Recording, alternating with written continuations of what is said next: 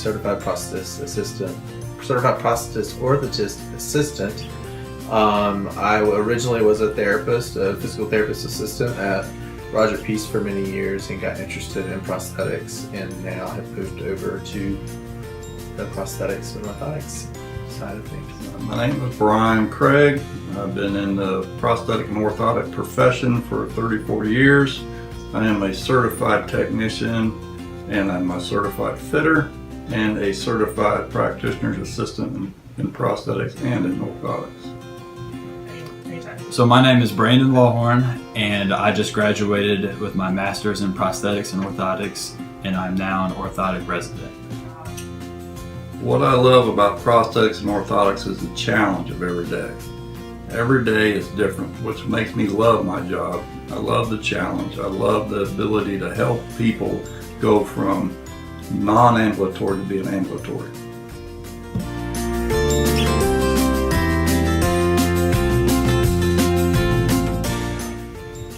Being able to help people, the gratification of having someone, especially prosthetics, is my true love.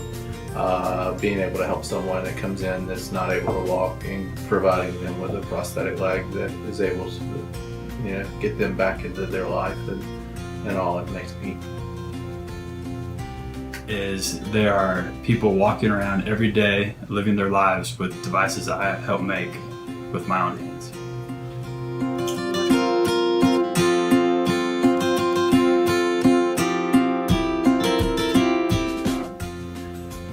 Biggest frustration of our job is a lot of times patients' non-compliance. No matter how well we make a prosthesis or how well we make an orthotic device, they have a tendency to think they either know better or they do what they want to do, not what the doctor or what we recommend.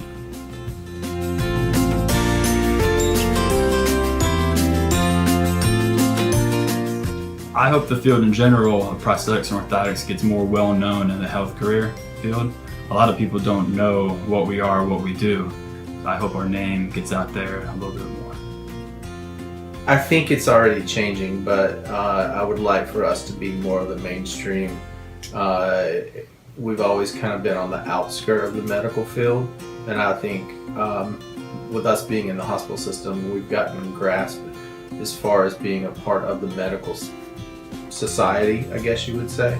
And we've always kind of been, as a prosthetics and orthotics group, on the outside of things, just in general as a profession. But now that profession is shifting over to more professionalism with, like, the therapists and stuff get as well.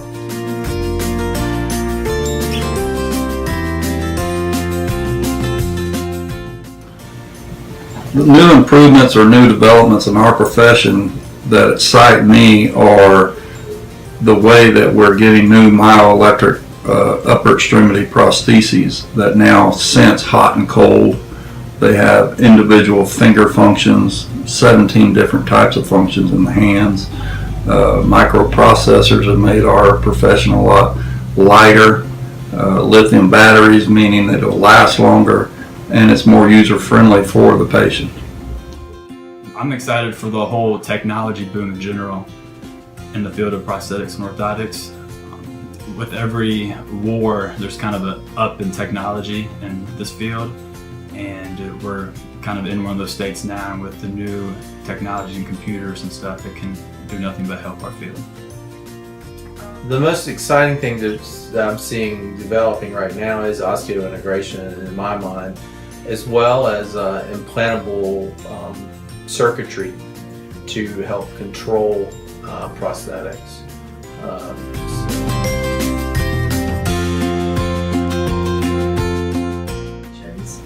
I do see issues with diabetic health leading to amputations. Patient compliance, patient education is huge in the prevention of amputation. The sooner diabetics learn about caring for themselves and taking proactive steps in their own health, the better off they would be with their own health. My advice to somebody looking in to becoming a CPO would be to get out there and go to a clinic, see patients, get a good feel for the field. And if you like working with your hands and seeing patients, this might be the field for you. Advice I would give them: to try and gain as much experience as possible, to try and get into as many clinics as you can, to volunteer and know that this is the field that you want to go into.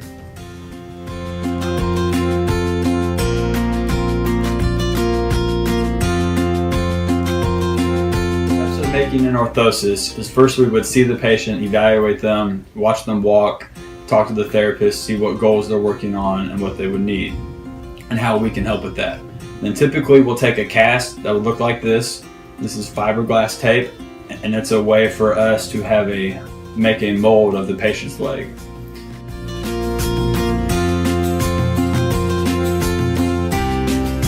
What we would do with this is we would fill this with plaster so we could modify the cast, make adjustments to it.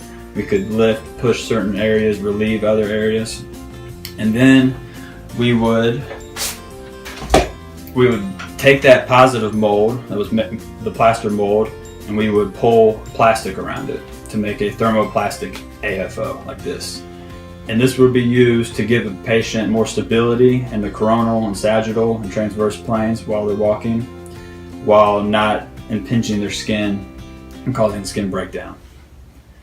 Or if a patient has a lot of swelling issues, we can make a conventional AFO that would attach to the shoe to where there's no skin contact in the lower part of the leg, only here in this cuff, the thigh cuff right at the calf.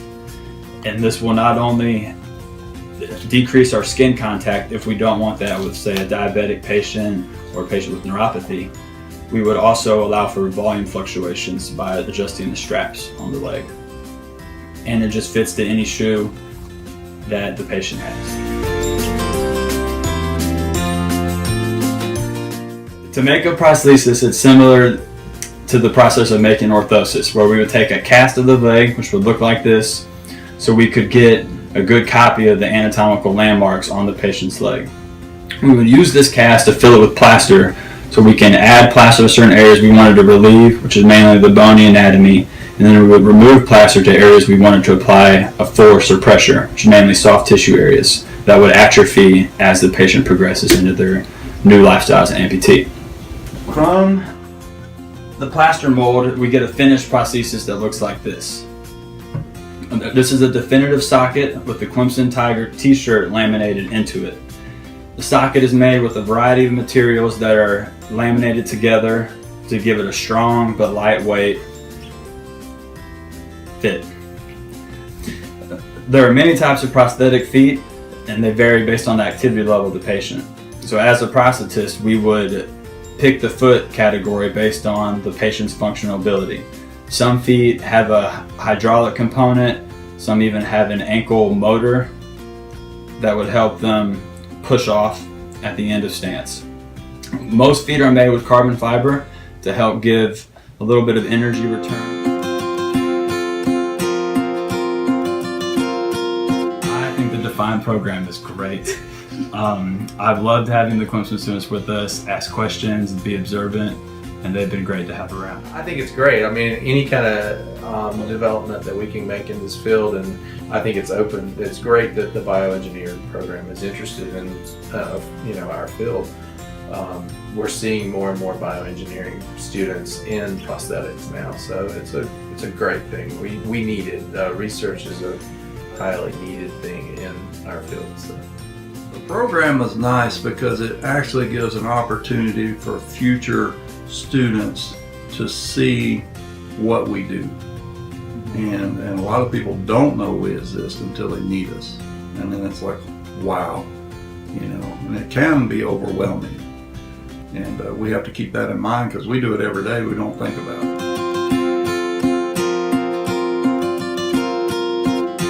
So it's a good program. I enjoy the program.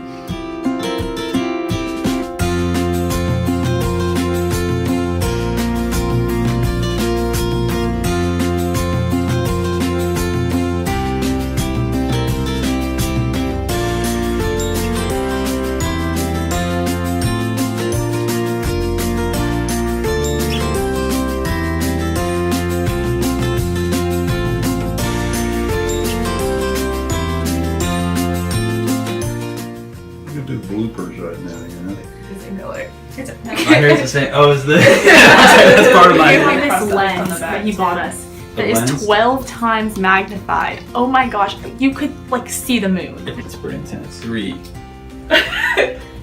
We would take a cast of the patient, so we would get a good intimate look of their leg. No, I don't like that. I said intimate. I don't like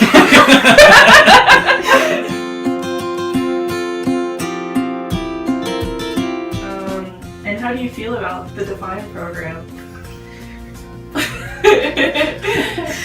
These pestering little pumpkin students. Those are the ones. The ones that have been following you around. The ones that's been following us around for like 2 weeks now.